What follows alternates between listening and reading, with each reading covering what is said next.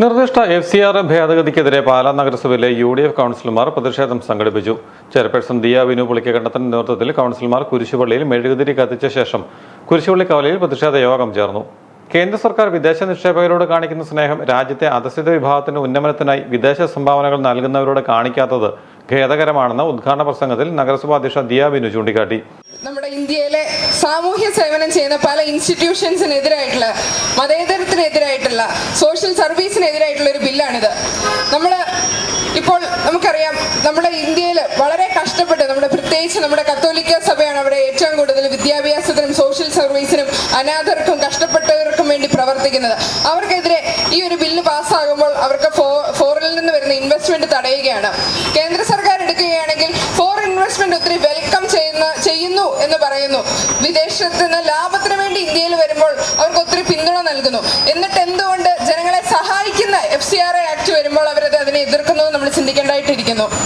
ഈ ഒരു ആക്ട്, ഈ ബില്ല് പാസ്സാവുകയാണെങ്കിൽ നമ്മളുടെ എല്ലാ സോഷ്യൽ സേവനങ്ങളും കഷ്ടത്തിലാകും, അവർക്ക് ഫണ്ട് കുറയും, അവരുടെ ജീവിതം ദുരിതത്തിലാകും. നമുക്കറിയാം, അനാഥർ, ഡിസേബിൾഡ് ആയിട്ടുള്ള എത്ര ആൾക്കാർ ഈ ഒരു ഫോറിൻ ഇൻവെസ്റ്റ്മെന്റിനെ ആശ്രയിച്ചാണ് ഇവിടെ ജീവിക്കുന്നത്. അപ്പോൾ നമ്മൾ ഇതിനെതിരെ ശക്തമായിട്ട് പ്രതികരിച്ചേ മതിയാളൂ.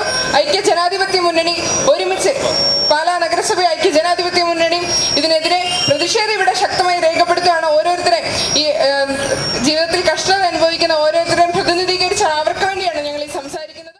ക്രൈസ്തവ സഭയുടേത് ഉൾപ്പെടെയുള്ള സ്ഥാപനങ്ങൾ നശിപ്പിക്കാനുള്ള ഗൂഢനീക്കമാണെന്ന് സംശയിക്കേണ്ടതുണ്ടെന്നും ദിയ ബിനു ആരോപിച്ചു. നിയമ ഭേദഗതിയിൽ ആശങ്ക അറിയിച്ച ക്രൈസ്തവ സഭാ അധ്യക്ഷന്മാരെ അധിക്ഷേപിക്കുന്ന BJP നേതാക്കളുടെ പരാമർശങ്ങൾ അംഗീകരിക്കാൻ കഴിയില്ല എന്ന് നഗരസഭാ ചെയർപേഴ്സൺ ചൂണ്ടിക്കാട്ടി. BJPയുടെ ന്യൂനപക്ഷ സ്നേഹത്തിലെ കാപട്യമാണ് ഇതിലൂടെ വ്യക്തമായിരിക്കുന്നതെന്നും കൗൺസിലർമാർ ആരോപിച്ചു.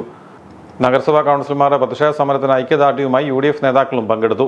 ജാതിപരമായി, വർഗീയപരമായി അവരെ ചേരിതിരിവ് ഉണ്ടാക്കിക്കൊണ്ട് രാഷ്ട്രീയ ലാഭത്തിന് വേണ്ടി NDA ഗവൺമെന്റ് നടത്തുന്ന കിരാത പ്രവർത്തനങ്ങളുടെ ഒടുവിലത്തെ ഉദാഹരണമാണ് ഇന്ന് പാർലമെന്റ് പാസാക്കാൻ പോകുന്ന ഈ കിരാത ബില്ല്. ഈ ബില്ല് നടപ്പിലാക്കിയാൽ നമ്മുടെ രാജ്യത്ത്, നമ്മുടെ സംസ്ഥാനത്ത്, നമ്മുടെ ഈ കൊച്ചു പാലായിൽ എന്തെല്ലാം പ്രതിഫലനങ്ങൾ ഉണ്ടാകും, ഏതൊക്കെ രീതിയിൽ കഷ്ടതകൾ ഉണ്ടാകുമെന്ന് നമുക്കെല്ലാവർക്കും അറിയാം.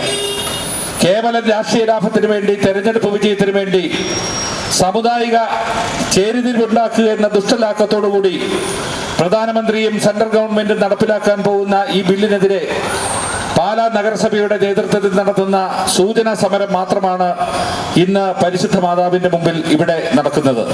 നഗരസഭാ കൗൺസിലർമാരായ സെബാസ്റ്റ്യൻ പനക്കൽ, ബിജു വരിക്കാനി, ബിനു പുളിക്കക്കണ്ടം, ബിജു മാത്യൂസ്, ബിജു പുളിക്കക്കണ്ടം, ടോണി തൈപ്പറമ്പിൽ, ലിസിക്കുട്ടി മാത്യൂസ്, സിജി ടോണി, പ്രിൻസി സണ്ണി, റിയ ചിരാങ്കുഴി, സോണിയ ചിറ്റാട്ട് എന്നിവരും UDF നേതാക്കളായ KDP സംസ്ഥാന അധ്യക്ഷൻ ജോസ്മാൻ, തോമസ് കുട്ടി നെച്ചിക്കാട്ട്, ജോഷി വെട്ടക്കുന്നൽ, സന്തോഷ് മണർകാട്ട്, ജോസ് വേരനാനി, തോമസ് കുട്ടി മുക്കാല എന്നിവരും പ്രസംഗിച്ചു.